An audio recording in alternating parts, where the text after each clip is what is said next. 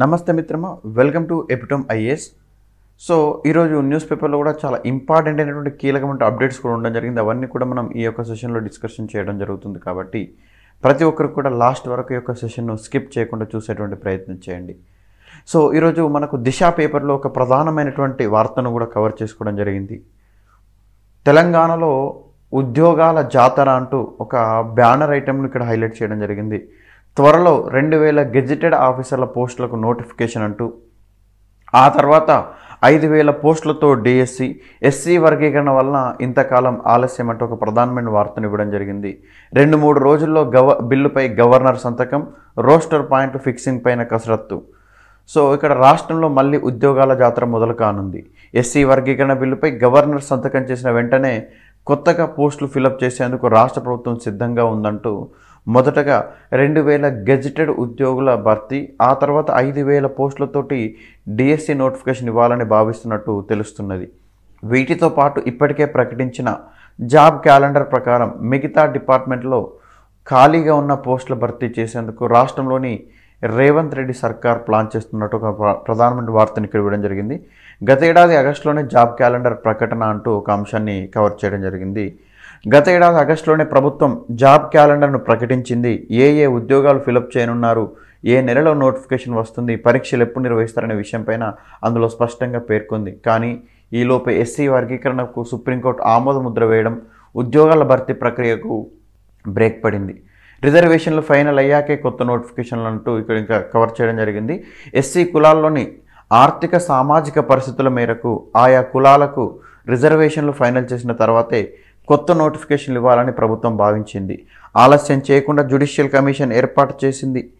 ఆ కమిషన్ ఇచ్చిన సిఫార్సుల మేరకు ఎస్సీ వర్గీకరణ ప్రాసెస్ కంప్లీట్ చేసి దానిపై అసెంబ్లీలో పెట్టి ఆమోదం తీసుకుంది. ఈ బిల్లు గవర్నర్ సంతకం కోసం రాజ్భవన్ పంపారు. 2-3 రోజుల్లో గవర్నర్ ఆమోదించి ప్రభుత్వానికి పంపనున్నట్లు సమాచారం అంటున్నారు. ముందుగా ఇందులో వచ్చేటువంటి నోటిఫికేషన్లో ముందుగా 2000 గెజిటెడ్ పోస్టుల భర్తీ అంటున్నారు. ప్రస్తుతం 2000 గెజిటెడ్ ఆఫీసర్ల పోస్టుల భర్తీ చేసేందుకు ప్రభుత్వం సిద్ధంగా ఉన్నట్టు తెలుస్తుంది. ఇప్పటికే ఏ శాఖల్లో ఎన్ని పోస్టులు ఖాళీగా ఉన్నాయో గుర్తించి వాటిని భర్తీ చేసేందుకు గ్రీన్ సిగ్నల్ సైతం ఇచ్చింది. మనకు ప్రధానంగా చూసుకున్నట్లయితే వర్గీకరణ ప్రకారం రోస్టర్ పాయింట్స్ ఫిక్స్ అయిన వెంటనే దీనికి సంబంధించిన నోటిఫికేషన్ ఇవ్వాలని ప్లాన్ చేస్తుంది. 5000 పోస్టులతో డిఎస్సిని కూడా ఇవ్వాలని ప్లాన్ చేస్తున్నట్టు ఇక్కడ మనకు సమాచారం ఇచ్చారు. సో గెజిటెడ్ ఉద్యోగాల కోసం నోటిఫికేషన్ ఇచ్చిన తర్వాత డిఎస్సి నోటిఫికేషన్ వేసి టీచర్ పోస్టులు భర్తీ చేయాలని ప్రభుత్వం భావిస్తుంది. ఈ సంవత్సరం సుమారు 5000 పోస్టులు ఖాళీగా ఉంటాయని ప్రభుత్వ వర్గాల అంచనా. జాబ్ క్యాలెండర్ ప్రకారం ఇప్పటికే టెట్ పరీక్ష నిర్వహించిన ప్రభుత్వం ఫిబ్రవరి 5న రిజల్ట్ కూడా విడుదల చేయడం జరిగింది. అదేవిధంగా రోస్టర్ పాయింట్స్ ఫిక్స్ చేసే పనిలో అధికారులు అంటూ ఎస్సీ వర్గీకరణ బిల్లుపై గవర్నర్ ఆమోదం వచ్చిన వెంటనే 3 గ్రూపులకు రోస్టర్ పాయింట్స్ ఫిక్స్ చేసి ఏ గ్రూపులకు ఏ రోస్టర్ పాయింట్స్ రిజర్వేషన్ ఇవ్వాలనేది ఇప్పటికే కమిషన్ సిఫార్సు చేసింది. ఈ మేరకు కొత్తగా ప్రకటించిన నోటిఫికేషన్లో ఎస్సీ కేటగిరీలోని 3 గ్రూపులకు విడివిడిగా రిజర్వేషన్ల ప్రకారం లభించే పోస్టుల సంఖ్య పేర్కొనాల్సి ఉంటుంది. అందుకోసం ఇప్పటికే దరఖాస్తులోని మనకు ప్రధానంగా చూసుకుంటే జిఏడి జనరల్ అడ్మినిస్ట్రేషన్ డిపార్ట్మెంట్ విభాగం కసరత్తు షురూ చేసినట్టు ఇక్కడ మనకు తెలుస్తున్నది అంటూ ఇక్కడ ఒక వార్తను కవర్ చేయడం జరిగింది. మరొక కీలకమైనటువంటి అప్డేట్ కూడా చూసుకున్నట్టయితే డిఎస్సి స్పోర్ట్స్ కోటా ఫలితాలను విడుదల చేయన్నట్టు మనకు మందకృష్ణ గారు చేసినట్టు ఒక డిమాండ్ని ఇక్కడ ప్రధానంగా వార్త హైలైట్ చేయడం జరిగింది. డిఎస్సి స్పోర్ట్స్ కోటా ఫలితాలను వెంటనే విడుదల చేయాలని ఎంఆర్పిఎస్ వ్యవస్థాపకులు మందకృష్ణ మాదిగ గారు డిమాండ్ చేశారు. డిఎస్సి 2024లో నోటిఫై చేసిన 98 ఎస్జిటి క్రీడా పోస్టులను మనకు ప్రధానంగా చూసుకున్నట్టయితే నవంబర్లో రెండవసారి ఫిజికల్ సర్టిఫికేట్ రీవెరిఫికేషన్ జరిగింది. ఈ ప్రక్రియ ముగిసి 3 నెలలు గడుస్తున్న ఫలితాలు ఇవ్వకపోవడంతో బాధిత క్రీడాకారుల పక్షాన మందకృష్ణ గురువారం తెలంగాణ విద్యాశాఖ అధికారి డైరెక్టర్ నరసింహారెడ్డితో మాట్లాడారు. 6 నెలలుగా మనకు అనర్హులు క్రీడాకోటలో ఉద్యోగాలు చేస్తుంటే అర్హులైన క్రీడాకారులు వారి యొక్క ఉద్యోగాల కోసం ప్రతిరోజు ఆఫీసుల చుట్టూ తిరుగుతున్న తీరును డైరెక్టర్ దృష్టికి తీసుకెళ్లారు. నిజమైన క్రీడాకారులకు వెంటనే న్యాయం చేయాలని డిమాండ్ చేశారు. మరోవైపు ప్రధానంగా చూసుకుంటే ఏఐఎస్ఎఫ్ విద్యార్థి సంఘం కూడా డిఎస్సి స్పోర్ట్స్ కోటా నియామకాలను వెంటనే చేపట్టాలని కోరారని ఒక ప్రధానమైన వార్తను ఇవ్వడం జరిగింది. దీంతోపాటు యువ వికాసం దరఖాస్తుల గడువు పొడిగింపు అంటూ ఒక ప్రధానమైనటువంటి వార్తను ఇవ్వడం జరిగింది. రాజీవ్ యువ వికాసం పథకానికి దరఖాస్తు చేసుకునే గడువును ఈ నెల 14 వరకు పొడిగించినట్టు బీసీ కార్పొరేషన్ ఎండీ గురువారం ఒక ప్రకటన తెలిపారు. అలాగే 2016 తర్వాత మీ సేవా కేంద్రాల ద్వారా జారీ అయిన కుల ధృవీకరణ పత్రాల చెల్లుబాటు అవుతాయని ఆయన పేర్కొన్నారు. మండల మున్సిపల్ కార్యాలయాల్లో దరఖాస్తులు అందుబాటులో ఉంచనున్నట్లు ఇప్పటివరకు 7 లక్షల దరఖాస్తులు అందినట్లు వివరించారు. సో మరి అదేవిధంగా ఇక్కడ ఒక బ్యానర్ ఐటెం చూడండి, నోటిఫికేషన్లకు సంబంధించి ఒక ప్రధానమైనటువంటి వార్తను ఇవ్వడం జరిగింది. 25,000 టీచర్ నియామకాలు రద్దు అంటూ ఒక ప్రధానమైనటువంటి వార్తను ఇక్కడ హైలైట్ చేయడం జరిగింది. సో సుప్రీంకోర్టు సంచలన తీర్పు, సీఎం మమతకు షాక్ అంటూ ఒక అంశాన్ని తెరపైకి తీసుకొని వచ్చారు.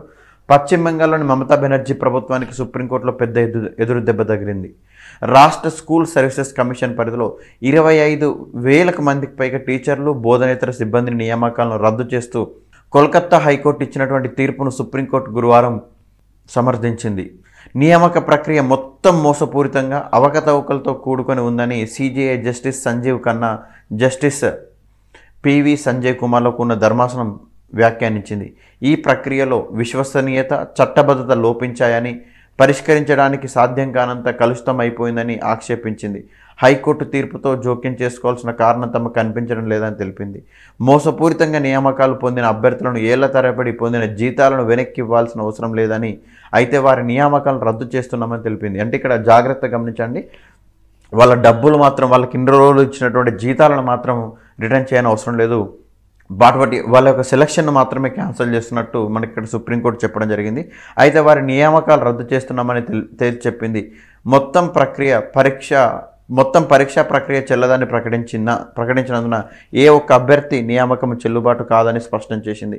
హైకోర్టు తీర్పును సుప్రీంకోర్టులో సవాల్ చేసిన మమతా బెనర్జీ ప్రభుత్వం సో మనకు ప్రధానంగా గమనించుకుంటే కలంకితం రాని అభ్యర్థులను వేరువేరుగా చూడాలని కోరగా, నియామక ప్రక్రియ ప్రతి దశలను మభ్యపెట్టి కప్పిపుచ్చే చర్యలు ఉన్నందున ఎవరు కలంకితులో ఎవరు కాదో నిర్ధారించడం కష్టంగా మారిందని ధర్మాసనం వ్యాఖ్యానించింది. 2016లో నిర్వహించిన రాష్ట్ర స్థాయి ఎంపిక పరీక్షకు 23 లక్షల మందికి పైగా అభ్యర్థులు హాజరయ్యారు. మొత్తంగా ఖాళీలు 24,640 కాగా 24,640 పోస్టులు కాగా 25,753 మంది నియామక పత్రాలు జారీ చేశారు. దీంతో అక్రమ నియామకాల కోసమే అదనంగా సూపర్ న్యూమర్ పోస్టులు సృష్టించారనే ఆరోపణలు వెల్లువెత్తాయి. ఈ నియామకాల్లో జరిగిన అవకతవకలే ప్రభుత్వానికి ముప్పుగా పరిగణించాయి. సుప్రీంకోర్టు తీర్పు వ్యక్తిగతంగా అంగీకరించనని, అయితే ఆ తీర్పును తమ ప్రభుత్వం అమలు చేస్తుందని మమత వ్యాఖ్యానించారు. సిట్టింగ్ జడ్జి ఇంట్లో నోట్ల కట్టలకు సంబంధించినటువంటి ఒక అంశాన్ని కూడా మనకు మమత గారు ఉటంకించడం జరిగింది. సో ప్రధానంగా చూసుకున్నట్టయితే ఇక్కడ మరొక కీలకమైన అప్డేట్ చూసుకున్నట్టయితే గురుకుల ప్రవేశ పరీక్ష ఫలితాలు విడుదలంటూ ఒక ప్రధానమైన వార్తను ఇవ్వడం జరిగింది. సంక్షేమ గురుకుల విద్యాలయాల సంస్థ ఆధ్వర్యంలో 5వ తరగతి ప్రవేశాల కోసం ఫిబ్రవరి 23న నిర్వహించిన ప్రవేశ పరీక్ష ఫలితాలను గురువారం విడుదల చేసినట్టు మనకు టీజీ సెట్ 2025 చీఫ్ కన్వీనర్ అలుగు వర్షిని ఒక ప్రకటన తెలిపారు. So SC, ST, BC, OC కేటగిరీలకు చెందినటువంటి 36,334 మంది సీట్లు లభించాయని ఆమె పేర్కొన్నారు. ఈ ప్రవేశ పరీక్షకు 89,246 మంది దరఖాస్తు చేసుకోగా 84,672 మంది పరీక్షకు హాజరైనట్లు ఆమె తెలిపారు. 5వ తరగతి మొత్తం 51,408 సీట్లు ఉండగా ఇదివరకే ప్రత్యేక కేటగిరీ కింద 1,944 సీట్లు భర్తీ చేశారని, మిగిలిన 13,130 సీట్లను వివిధ కేటగిరీల నుంచి దశల వారీగా భర్తీ చేస్తామని వివరించారు. మరి అదేవిధంగా ఒక కీలకమైన జాబ్ అప్డేట్స్కి సంబంధించిన అంశాన్ని కూడా మనం ఒకసారి గమనించుకునేటువంటి ప్రయత్నం చేద్దాం. సో నీరీలో ప్రాజెక్ట్ అసోసియేషన్ మనకు ప్రధానంగా ప్రాజెక్ట్ అసోసియేట్ పోస్టుల భర్తీకి national environmental engineering research institute applications invite చేస్తుందండి. ఇక్కడ అర్హత గల అభ్యర్థులందరూ కూడా ఏప్రిల్ 22లోగా ఆన్లైన్లో అప్లై చేసుకోవచ్చు. ఇక్కడ మొత్తంగా నోటీస్ చేసిన పోస్టుల సంఖ్య 8 పోస్టులు ఉండడం జరిగింది. పోస్ట్ వచ్చేసరికి ప్రాజెక్ట్ అసోసియేట్ గ్రేడ్ 2 ఉండడం జరిగింది, అవి 5 పోస్టులు ఉండడం జరిగింది. ఇంకోటి ప్రాజెక్ట్ అసోసియేట్ గ్రేడ్ 1 వచ్చేసరికి 3 పోస్టులు ఉండడం జరిగింది. సో ఎలిజిబిలిటీ వచ్చేసరికి డిపెండ్స్ అపాన్ ద పోస్ట్ను బేస్ చేసుకొని మనకు కన్సర్న్ డిపార్ట్మెంట్లో బీటెక్, బీఈ లేదా ఎంఎస్సి, ఎంఈ, ఎంటెక్ ఉత్తీర్ణులై ఉండాలి. సో ఏజ్ లిమిట్ వచ్చేసరికి 35 ఇయర్స్ మించి ఉండకూడదు. నిబంధనల ప్రకారం ఆయా వర్గాలకు సో ఏజ్ రిలాక్సేషన్ ఉండడం జరుగుతుందని చెప్తున్నారు. అప్లికేషన్స్ అన్నీ కూడా ఆన్లైన్ ద్వారా అప్లై చేసుకోవాలని చెప్తున్నారు. అదేవిధంగా చూసుకున్నట్టయితే యంగ్ ప్రొఫెషనల్స్ మనకు ప్రధానంగా చూసుకున్నట్టయితే జూనియర్ రీసెర్చ్ ఫెలో పోస్టులకి applications Rani Lakshmibai central agriculture university applications invite చేయడం జరుగుతుంది. ఇక్కడ మొత్తం 3 పోస్టులు నోటీస్ చేయడం జరిగింది. ఎలిజిబిలిటీ వచ్చేసరికి depends upon the post base చేసుకుని కన్సర్న్ డిపార్ట్మెంట్లో బీఎస్సీ ఎంఎస్సీ క్వాలిఫై అయి ఉండాలి. ఏజ్ లిమిట్ వచ్చేసరికి కనిష్టంగా 21 ఏళ్లకు గరిష్టంగా 45 ఏళ్లకు మించకూడదని చెప్తున్నారు. సో ఇక్కడ మనకు దీనికి సంబంధించి ఇంటర్వ్యూలు కూడా ఏప్రిల్ 11 నుంచి మనకు ఇంటర్వ్యూలు కూడా కండక్ట్ చేస్తున్నారు. సో పూర్తి స్థాయి సమాచారం కోసం rlbcau.ac.in అనే ఒక వెబ్సైట్లో మీరు చూడొచ్చు అని ఇక్కడ చెప్పడం జరిగింది. సో మరొక కీలకమైనటువంటి అప్డేట్ను కూడా మనం గమనించుకునేటువంటి ప్రయత్నం చేద్దాం. సో మనకి ఇక్కడ ఒక కీలకమైనటువంటి అప్డేట్ కూడా ఉండడం జరిగింది.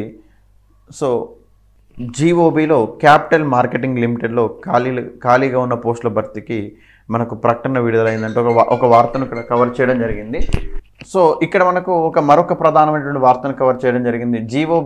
జీఓబీలో క్యాపిటల్ మార్కెట్స్ లిమిటెడ్లో ఖాళీగా ఉన్న పోస్టుల భర్తీకి ప్రకటన విడుదలైంది. సో ఇక్కడ మొత్తం ఖాళీల సంఖ్య వచ్చేసరికి 63 ఖాళీలను వీళ్ళు నోటీస్ చేయడం జరిగింది. సో ఇందులో పోస్టులు వచ్చేసరికి మనకు బిజినెస్ డెవలప్మెంట్ మేనేజర్ అనే ఒక పోస్ట్ ఉండడం జరిగింది. సో దీనికి సంబంధించిన ఎలిజిబిలిటీ కూడా చూసుకున్నట్టయితే డిపెండ్స్ అపాన్ ద పోస్ట్ను బేస్ చేసుకొని కన్సర్న్ డిపార్ట్మెంట్లో డిగ్రీ, ఇంటర్ ఉత్తీర్ణతో పాటు సేల్స్ మార్కెటింగ్ విభాగంలో ఎక్స్పీరియన్స్ ఉండాలని చెప్తున్నారు.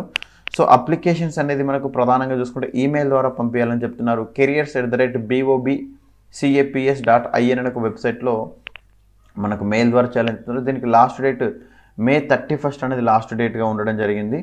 సో మరి అదేవిధంగా చూసుకున్నట్టయితే మరొక కీలకమైన అప్డేట్ కూడా చూసుకున్నట్టయితే IGIDRలో ప్రధానంగా ముంబైలోని ఇందిరాగాంధీ ఇన్స్టిట్యూట్ ఆఫ్ డెవలప్మెంట్ రీసెర్చ్లో ఈ క్రింది ఖాళీల భర్తీకి ప్రకటన విడుదలైందంటూ ఇక్కడ ఇవ్వడం జరిగింది. సో మొత్తం ఖాళీగా ఉన్నటువంటి పోస్టులు ఇక్కడ 17 పోస్టులు ఉండడం జరిగింది. సో ఆ పోస్ట్ కూడా చూసుకున్నట్టయితే professor, associate professor, assistant professor పోస్టులు ఉండడం జరిగింది. సో ఇక్కడ మనకు ప్రధానంగా climate change and economics department, అదేవిధంగా data science and statistics, political economy తదితర డిపార్ట్మెంట్లో వేకెన్సీ ఉండడం జరిగింది. ఎలిజిబిలిటీ వచ్చరికి PhD, దీంతో పాటు వర్క్ ఎక్స్పీరియన్స్ కూడా ఉండాలని చెప్తున్నారు. అప్లికేషన్స్ అన్ని కూడా ఆన్లైన్లో ఇన్వైట్ చేయడం జరుగుతుంది. సో దీనికి లాస్ట్ డేట్ May 5 అనేది లాస్ట్ డేట్గా ఉండడం జరిగింది. సో పూర్తి స్థాయి సమాచారం కోసం www.igidr.ac.in అనే ఒక వెబ్సైట్లో పూర్తి స్థాయి సమాచారం ఉండడం జరుగుతుంది. సో ఇలా రెగ్యులర్గా మీకు కూడా ఎపిటోమ్ ఐఏఎస్లో వేరియస్ ఎంప్లాయ్మెంట్ నోటిఫికేషన్లకు సంబంధించిన రెగ్యులర్ అప్డేట్స్ని కూడా మీకు ఎపిటోమ్ ఐఏఎస్లో ఇవ్వడం జరుగుతుంది. సో ప్రతి ఒక్కరు కూడా ఈ యొక్క రెగ్యులర్ అప్డేట్స్ కోసం, అదేవిధంగా ఈ యొక్క Group 1, Group 2 UPSC మెంటర్షిప్ కోసం, పోలీస్ అకాడమీకి సంబంధించినటువంటి సమాచారాల కోసం కూడా ప్రతి ఒక్కరు కూడా ఎపిటోమ్ ఐఏఎస్ యూట్యూబ్ ఛానల్ను సబ్స్క్రైబ్ చేసుకోండి. ఎప్పటికప్పుడు మనకు అప్డేట్స్ పొందుతూనే ఉండండి. So thank you, happy learning.